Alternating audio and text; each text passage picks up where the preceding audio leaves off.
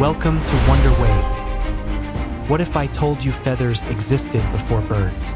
Around 160 million years ago, a small dinosaur called Anchiornis was already covered in colorful feathers.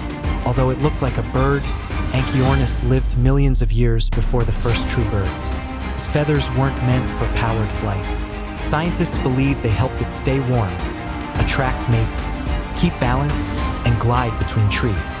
Even more amazing, its fossils preserve tiny pigment structures, allowing scientists to discover its real black, white, and reddish feather colors.